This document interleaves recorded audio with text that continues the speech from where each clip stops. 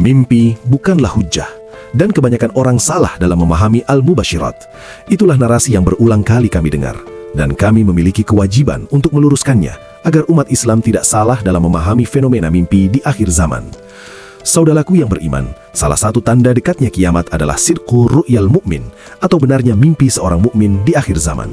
Anda boleh mengkajinya melalui kitab yang ditulis seorang spesialis akhir zaman, yaitu Syekh Yusuf Abdullah Al-Wabil, dalam kitabnya yang bernama Asyratus As-Sa'ah, yaitu tanda-tanda kiamat.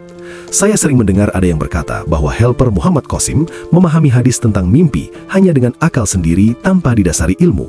Mari kita kupas mengenai al-mubasyirat. Apakah kami pendusta atau malah Anda yang menolak realita tentang benarnya mimpi di akhir zaman? Biarkan ahli yang menjawabnya.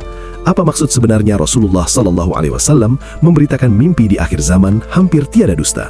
Sebagaimana sabda Rasulullah SAW dalam Sahih Muttafaqun Alaih, yakni dari Abu Hurairah radhiyallahu anhu, Rasulullah SAW bersabda, apabila waktu sudah saling berdekatan atau hari kiamat, hampir tidak ada mimpi seorang mukmin yang mengandung dusta. Mimpi yang paling benar adalah yang paling jujur perkataannya. Lalu, bagaimana para ulama menafsir hadis ini dan memberikan pemahaman tentang hadis ini? Maka Anda boleh buka kitab Asyratus As-Sa'ah halaman 188 dan 189.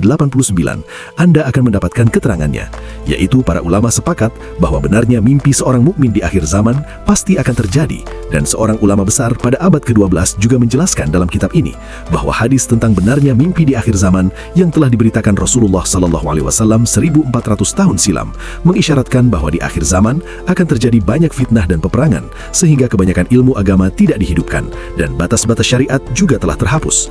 Maka untuk menghidupkan ilmu agama yang telah mati tersebut dan mengembalikan batas-batas syariat yang telah terhapus, maka karena nubuah kenabian telah terputus, maka petunjuk itu akan diganti dengan mimpi yang baik. Sebab itulah Allah Subhanahu wa Ta'ala akan mengutus seorang mujaddid atau pembaharu yang diberi ilham melalui mimpi untuk memberi kabar gembira dan peringatan kepada umat, dan menghidupkan kembali hukum-hukum agama yang telah terhapus karena fitnah akhir zaman.